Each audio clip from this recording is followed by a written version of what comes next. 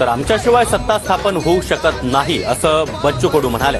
महत्वाची बातमी आपण पाहतोय, आमच्याशिवाय सत्ता स्थापन होऊ शकणार नाही असा दावा आता बच्चू कडू यांनी केला।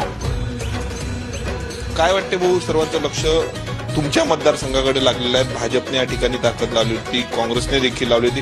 काय वाटतं, निकाल कसा लागला? भाजपनं अतिशय खालच्या पातळीचा प्रचार केला आणि